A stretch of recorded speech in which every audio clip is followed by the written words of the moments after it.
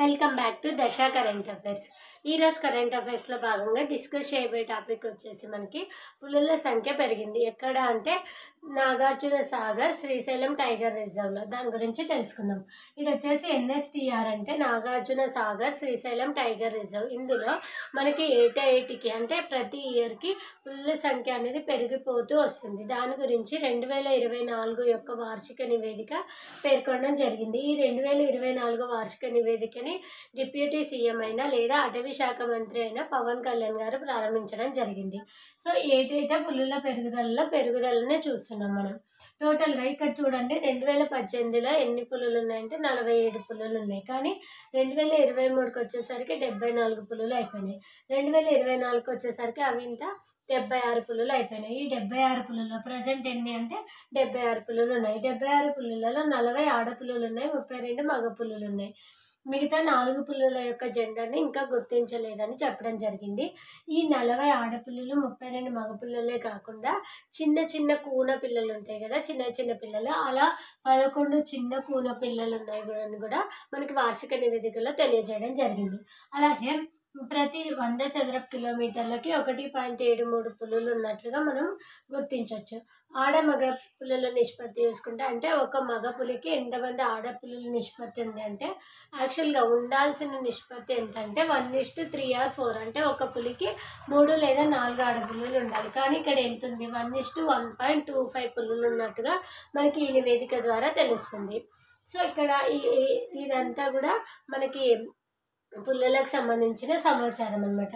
ఒకవేళ మీకు ఇంకా అంటే ప్రతి ఇయర్ నేను 2018 చెప్పి రీసెంట్గా 23, 24 ఒకటి చదివినా కదా, ప్రతి ఇయర్లో ఎంత ఉన్నాయని తెలుసుకోవాలంటే ఇక్కడ రాసినాడండి. 18లో ఏమో 47 పుల్లలు ఉన్నాయి, 19లో ఏమో 63 ఉన్నాయి, 20లో ఏమో 73, 21లో 73, 22లో 73. అంటే ఇక్కడ మీరు గమనిస్తే 2020, 21, 22లో ఎక్కడ చేంజ్ కాలేదు. టోటల్గా 73 ఉన్నాయి, పెరగలేదు తగ్గలేదు. కానీ 2023కి వచ్చేసరికి 74 ఉన్నాయి, 2024కి వచ్చేసి 76 ఉన్నాయి అన్నమాట. సో ఇది చాలా ఇంపార్టెంట్. పుల్లులకు సంబంధించిన సెన్సెస్ వచ్చినా లేదంటే వార్షిక నివేదిక వచ్చినా కూడా మనం కంపల్సరీ ఒకసారి చెక్ చేసుకోవాలి ఇన్ఫర్మేషన్ని. సో నెక్స్ట్ టాపిక్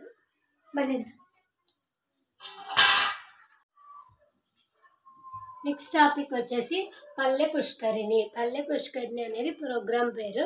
దీన్ని ఎందుకు తీసుకొచ్చినారంటే జల సంరక్షణ కోసం అనమాట. ఇక్కడ చూస్తుంది జల సంరక్షణ కార్యక్రమంలో భాగంగా. అంటే ఇప్పుడైతే మనకి భూగర్భ జలాలన్నీ ఎండిపోతున్నాయి కదా, అంటే రీసెంట్గా మనం ఒక ఆర్టికల్ గురించి డిస్కస్ చేయడం జరిగింది. భూగర్భ జలాలన్నీ కూడా నశించిపోతున్నాయని, వాటిని పునరుద్ధరించాలని గవర్నమెంట్ భావిస్తుంది అనమాట. అందులో భాగంగా పల్లె పుష్కరిణి ఏపీ గవర్నమెంట్ తీసుకురావడం జరిగింది. దీన్ని భూగర్భ జలాలను పెంపొందించడం కోసం, అంటే ఏవైతే భూగర్భ జలాలు ఉన్నాయో అంతరించిపోతున్నాయో వాటిని మళ్ళీ పెంపొందించడం కోసం తీసుకురావాలని పల్లె పుష్కరిణి తీసుకురావడం జరిగింది. దీన్ని జాతీయ గ్రామీణ ఉపాధి హామీ పథకంలో అంటే 2025-26 సంవత్సరంలో జాతీయ గ్రామీణ ఉపాధి హామీ పథకంలో భాగంగా జల సంరక్షణ కార్యక్రమంలో భాగంగా దీనికి మెయిన్ ఇంపార్టెన్స్ ఇవ్వడం జరిగిందనమాట పల్లె పుష్కరిణికి. తర్వాత ఇందులో భాగంగా ఏం చేస్తారంటే ఒక 660 చెరువులను తీసుకుంటారు.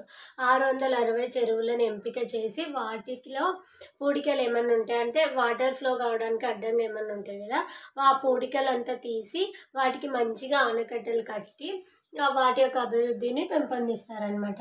ప్రతి మండలానికి 1 లేదా 2 చెరువులని పునరుద్ధరించడం జరుగుతుందంటే అంటే ఒక్కొక్క మండలాన్ని 1 లేదా 2 చెరువులని సెలెక్ట్ చేసుకుంటారు.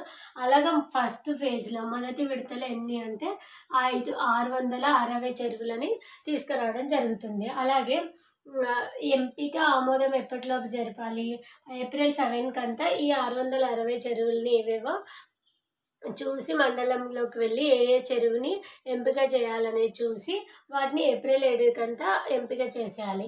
తర్వాత పనులని June 30 పూర్తి చేయాలని సీఎం గారు చెప్పడం జరిగింది. తర్వాత ప్రతి చెరువుకి నేను చెప్పినా కదా ఫస్ట్ ఫేజ్లో 660 చెరువులను వృద్ధి చేస్తారని, అందులో ప్రతి చెరువుకి ఆల్మోస్ట్ 5 లక్షల వరకు ఖర్చు చేయడం జరుగుతుంది. సో ఇదంతా కూడా ఎందుకంటే జలాన్ని స్థిరీకరించడం కోసం, అంటే జలాల్ని ఏవైతే జలాలు అంతరించిపోతున్నాయో అంతరించిపోతున్నాయి వాటిని మళ్ళీ పెంపొందించడం కోసం అన్నమాట. సో భూగర్భ జలాలని, మెయిన్గా భూగర్భ జలాలు, ఇప్పుడు వర్షం వచ్చినప్పుడు ఎలాగైతే మనకు కుంటలు ఎక్కువ ఉన్నాయనుకో, పూడికలు ఎక్కువ ఉన్నాయనుకో చెరువులో, అప్పుడు వర్షం వచ్చినప్పుడు ఎక్కువ వాటర్ని ఏమంటారు స్టోర్ చేసుకునే కెపాసిటీ ఎక్కువ ఉంటుంది. దానివల్ల నేలలో వాటర్ కంటెంట్ అనేది పెరిగిపోతాయి అన్నమాట. సో దానివల్ల భూగర్భ జలాల్ని పెంపొందించవచ్చని పల్లె పుష్కరిణి ప్రోగ్రామ్ని తీసుకురావడం జరిగింది. Next topic.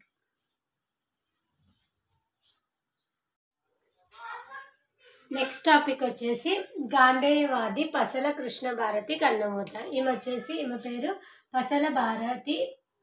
పసల కృష్ణభారతి. ఈమె వచ్చేసి ఎవరంటే స్వాతంత్ర సమర యుద్ధంలో పాల్గొన్న దంపతుల కుమార్తె అనమాట. ఈమె విద్య కోసం చాలా దాన ధర్మాలు చేయడం జరిగింది. ఈమె రీసెంట్గా 92 ఇయర్స్లో చనిపోవడం జరిగింది. మార్చి 23న స్వగృహంలో చనిపోవడం జరిగింది అనమాట. మార్చి 23న. ఈమె వచ్చేసి పశ్చిమ గోదావరి జిల్లా పెంటపాడు మండలం పడమర విప్పరుకి చెందిన స్వతంత్ర సమర యోధురాలు కుటుంబంలో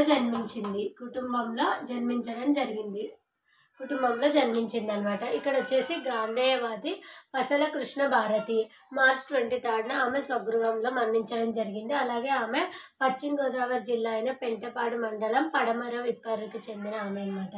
ఈమె ఒక స్వాతంత్ర సమర యోధురాలకు సంబంధించిన కుటుంబంలో జన్మించడం జరిగింది. ఈమె వచ్చేసి ఎప్పుడు జన్మించినారంటే 1932 అక్టోబర్ 29న తమిళనాడులోని వేలూరు జైల్లో జన్మించినారు. ఇక్కడ వచ్చేసి ఆమె ఎక్కడ పుట్టిందంటే జైల్లో పుట్టింది, అంటే తమిళనాడులో ఉన్న వేలూరు జైల్లో పుట్టింది. ఎప్పుడంటే 1932 అక్టోబర్ 29న. నెక్స్ట్ వచ్చేసి ఆమె వాళ్ళ యొక్క తల్లిదండ్రులు కృష్ణమూర్తి అంజలక్ష్మి యొక్క దంపతుల యొక్క కుమార్తెని ఈమె. ఎవరు? పసల కృష్ణభారతి. నెక్స్ట్ వచ్చేసి ఇక్కడ అప్పటి నుంచి మనం గాంధీయవాది పసల కృష్ణభారతి అని అంటున్నాం. అంటే స్వాతంత్ర సమరయోధులు అంటే చాలామందే ఉంటారు. ఎందుకు గాంధీయవాది అన్నారంటే 1929 ఏప్రిల్ 25న మనకి ఏమైంది అంటే చాగల్లులో గాంధీజీ గారు, అప్పుడు ఖద్దర్ ఉద్యమం జరిగింది కదా, ఆ ఉద్యమం కోసం నిధి కోసం ఇంటింటికి వెళ్ళి డబ్బులు అడగడం జరిగిందనమాట. సో ఖద్దర్ నిధి కోసం డబ్బులు అడుగుతున్నప్పుడు వీళ్ళ ఇంటికి వెళ్తారనమాట. 1929 ఏప్రిల్ 25న చాగల్లులో వెళ్ళినప్పుడు ఈ అంజలక్ష్మి కృష్ణమూర్తి ఎవరైతే ఉన్నారో వాళ్ళు వాళ్ళ బంగారాన్ని మొత్తం ఇచ్చేయడం జరుగుతుంది. వాళ్ళు వాళ్ళ పిల్లల యొక్క బంగారాన్ని కూడా మొత్తం ఇచ్చేయడం జరుగుతుంది అనమాట. సో అలా వాళ్ళు బంగారాన్ని మొత్తం ఇచ్చేసిన తర్వాత గాంధీ గారు ఏమంటారంటే, మీరు ఇప్పుడైతే బంగారాన్ని మొత్తం ఇచ్చేసినారు, మళ్ళీ మీకు కావాలనిపిస్తే అప్పుడు ఏం చేస్తారు అంటే, అప్పుడు వాళ్ళు అంటారు, అప్పుడు గాంధీజీ అన్న మాటల్ని వాళ్ళు తీసుకొని ఇప్పటి వరకు కూడా ఎప్పుడు కూడా ఒక చిన్న బంగారంది కూడా వాళ్ళు ఏ జ్యువెలరీని కూడా వాళ్ళు ధరించలేదన్నమాట. ఇప్పటికి కూడా పసల కృష్ణభారతి గారు కూడా ఎప్పుడు కూడా బంగారంవి ఈవెన్ చిన్న కమ్మలు కూడా పెట్టుకోలేదన్నమాట. ఈవెన్ ఆమెకి చెవులు కూడా కుట్టించలేదు, ఎందుకంటే కమ్మలు కూడా ఆమె పెట్టుకోలేదన్నమాట. తర్వాత వచ్చేసి వీళ్ళ దంపతులు ఎవరైతే ఉన్నారో కృష్ణమూర్తి అంజలక్ష్మి గారు భూదాన ఉద్యమంలో కూడా పాల్గొనడం జరిగింది. వాళ్ళకున్న యావదాస్తిని మొత్తం ఈ భూదాన ఉద్యమంలో ఇచ్చేసి భూదాన ఉద్యమంలో పాల్గొని వాళ్ళ యావదాస్తిని మొత్తం ఇచ్చేయడం జరుగుతుంది అనమాట. తర్వాత వచ్చేసి ఇక్కడ 2022లో జూలై 24న ఏమైందంటే, ప్రధానమంత్రి మోదీ గారు ఉన్నారు కదా, 2022లో జూలై 4వ తేదీన భీమవరంలో అల్లూరి సీతారామరాజు ఉన్నారు కదా, ఆయన యొక్క విగ్రహ ఆవిష్కరణకు వచ్చినప్పుడు ఈమెతో కలిసి ఆమెతో మాట్లాడి చర్చించి ఆమె ఆశీర్వాదం కూడా తీసుకోవడం జరిగిందనమాట. సో ఇక్కడ ఇదంతా కూడా ఈమెకు సంబంధించింది, పసల కృష్ణభారతి గారికి సంబంధించింది. ఆమె రీసెంట్గా చనిపోవడం జరిగింది. ఇక్కడ ఒక చిన్న స్టోరీ ఏంటంటే, కృష్ణభారతి ఆమె నేను చెప్పినాను కదా వేలూరు జైల్లో జన్మించింది.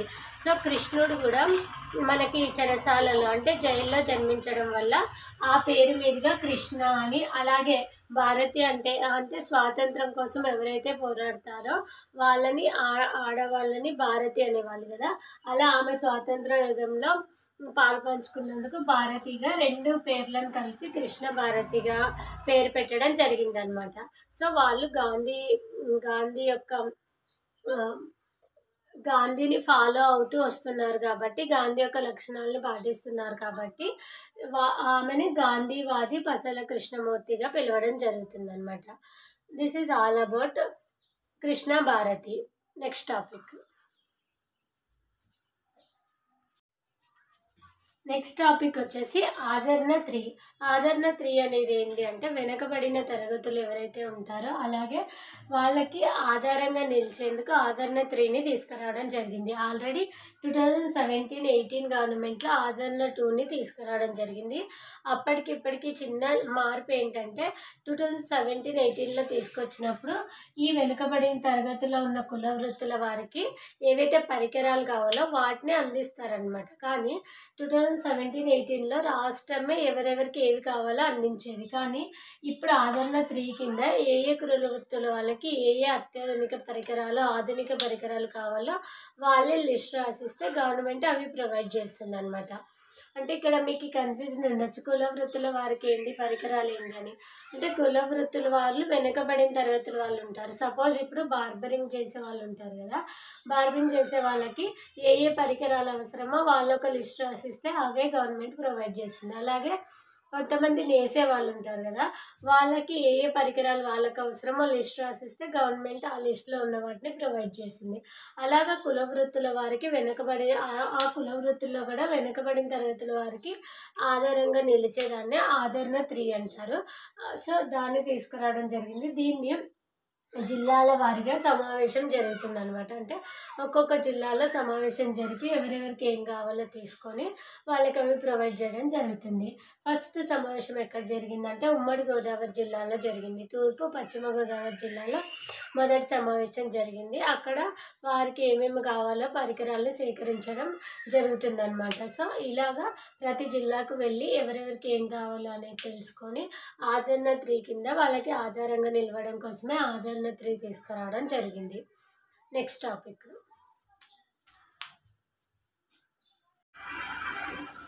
నెక్స్ట్ టాపిక్ వచ్చేసి పార్లమెంట్లో అరకు కాఫీ స్టాల్. నేను ఆల్రెడీ ఈ అరకు కాఫీ గురించి ఇంపార్టెన్స్ ఏంటి, జిఐ ట్యాగ్ ఎప్పుడు వచ్చింది, ఎప్పుడు శాసన మండలిలో దాన్ని అరకు స్టాల్స్ని ప్రారంభించారు, ఎవరు ప్రారంభించారు, ఎప్పుడు ప్రారంభించారు అనేది నేను చెప్పడం జరిగింది. సో ఏపీ నుంచి కొంతమంది మంత్రులు వెళ్ళి పార్లమెంట్లో కూడా అరకు కాఫీ స్టాల్ని స్టార్ట్ చేయాలని విన్నవించడం ద్వారా రీసెంట్గా లోక్సభ స్పీకర్ అయిన ఓం బిర్లా గారు దానికి అనుమతి ఇవ్వడం జరిగింది. సో మార్చ్ 24 నుంచి అరకు ఆర్గానిక్ కాఫీ స్టాల్స్ని ఏర్పాటు చేస్తామని ఆమోదించడం జరిగింది. ఎందుకు దీన్ని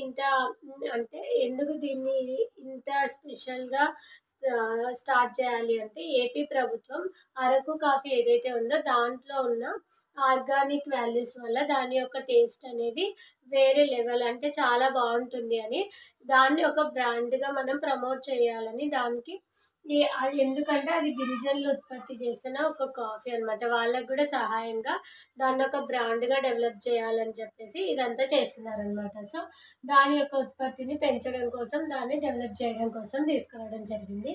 సో రీసెంట్గా ఓం బిర్లా గారు ఒప్పుకోవడం జరిగింది. లోక్సభ స్పీకర్ అయిన ఓం బిర్లా గారు అరకు కాఫీ స్టాల్స్ని ప్రారంభించడానికి అనుమతి ఇవ్వడం జరిగింది. సో మార్చ్ 28న 2 స్టాల్స్ని ఏర్పాటు చేయబోతున్నారు. ఎక్కడంటే పార్లమెంట్లో.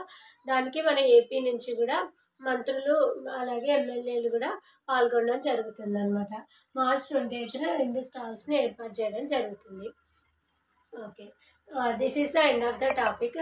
మీకైతే మన వీడియోస్ నచ్చినట్టయితే కంపల్సరీగా లైక్ చేయండి, కమెంట్ చేయండి. మీకు ఇంకా ఏదైనా టాపిక్లో ఇంకా మీకు ఏమైనా డౌట్స్ ఉన్నా కూడా you can ask in the comment section box.